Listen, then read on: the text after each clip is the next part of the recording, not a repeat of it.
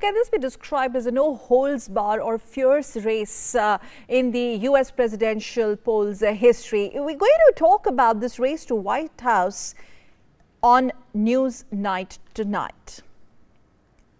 And to do so, we're very honored to have with us on the show today Navtej Sarna, former Indian ambassador to United States of America. Mr. Sarna, thank you so much for being with us on national broadcaster Doordarshan, and very, very glad also to have Dr. Sriram Cholia, Dean, Jindal School of International Relations and a renowned strategic affairs expert. Sriram, is there also going to be some sort of advantage Kamala Harris? He's decided to have her as a running mate, or is it just an initial advantage? We'll have to wait and watch how this really pans out.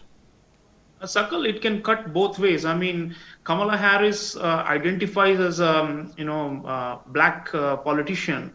She's of mixed ancestry, as we know, partly of Indian and partly Jamaican. So, last time Hillary Clinton could not bring out enough African-American voters.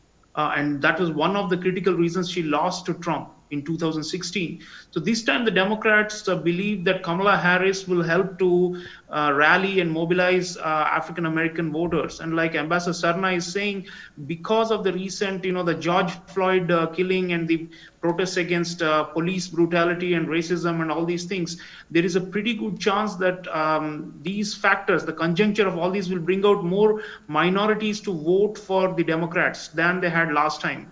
So to that extent, it is, I think, going to be a game changer. But on the other hand, Trump will appeal to a lot of the white nationalism. And the fear, Biden is 77 years old, Sakal, and Biden is being talked about as a transitional president. In other words, he cannot go for a second term given his age.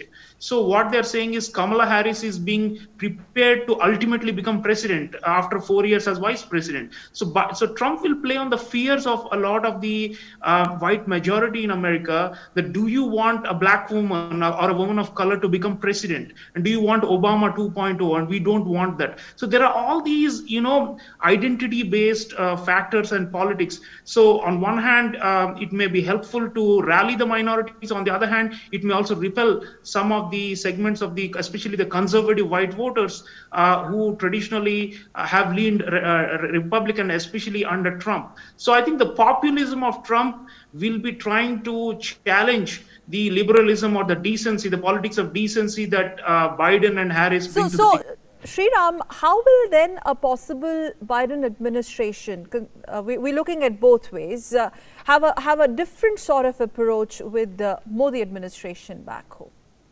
Well, is there going to be a drastic change of approach?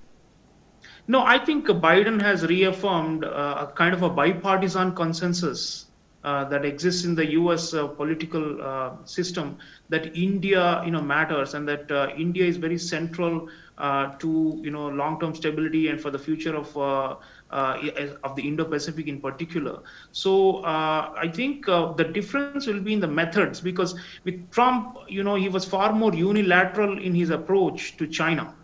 And he had a trade war with China, then he did a trade deal with China. Now again, there is a so-called new Cold War with China, and all that has a direct bearing on us, on Indian, our geopolitical environment and our security.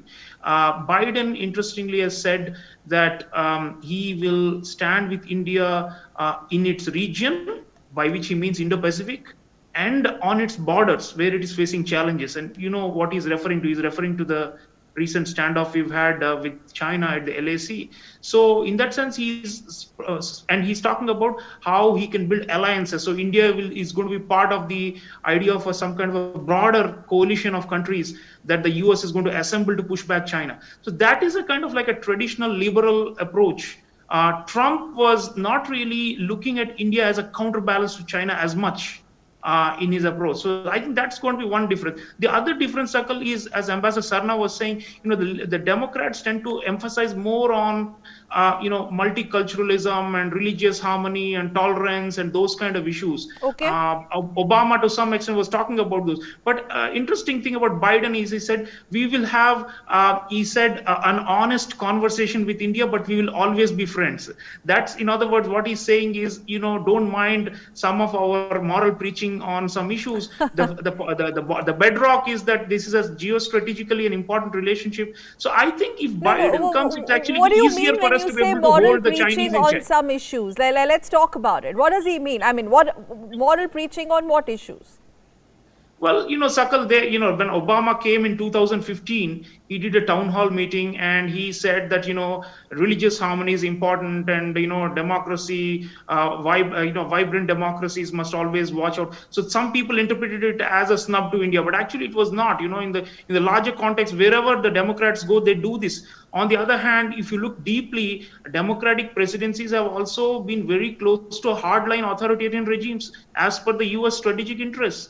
For example, Saudi Arabia, okay. They have never abandoned Saudi Arabia. They've become a little bit critical. They talk about, some things they believe is not. Now, when Trump came this year, there was this whole talk about religious, the CAA agitation was going on. At the time, Prime Minister Modi convinced him, and President Trump said, Prime Minister Modi told me, religion is freedom. Yes, there is no issue of religious freedom at all in India. Religion itself is freedom. Okay. So I think we have a way to be able to manage these people. But a larger picture always is the China threat matters, the China challenge matters. And we have to keep on emphasizing that to ensure, for example, now military interoperability, Sakal. We have signed 2 major agreements with the US. We will talk about it. We will talk about that as well. Sriram, we want to quickly take this one up because both administrations are trying to woo this segment going out of the way.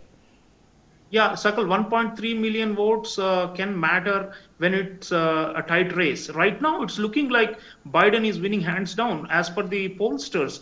But in 2016 also, Hillary Clinton had a healthy lead and it evaporated.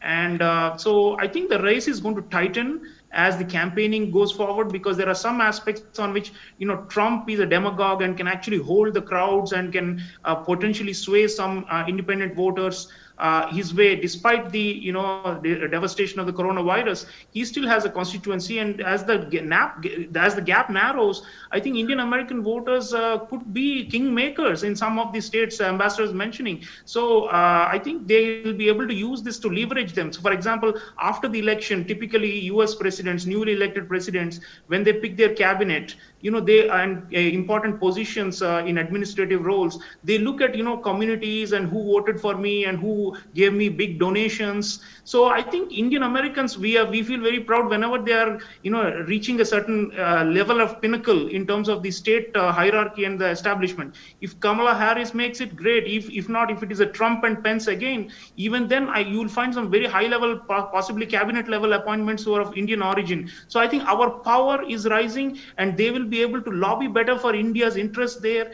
And I think that whole cycle, virtuous cycle of our diaspora helping our national interests, our Prime Minister mobilizing our diaspora to achieve greater heights in the bilateral relation, but ultimately for India's national interests. So I think this is a positive sign, whether it is Trump or Biden who ultimately is in the White House. All right. On that note, thank you very much, Mr. Navtesh Sarna, former ambassador to USA, and also Sriram for joining us on the show, strategic affairs expert. Both of you gentlemen, thank you for joining on News9.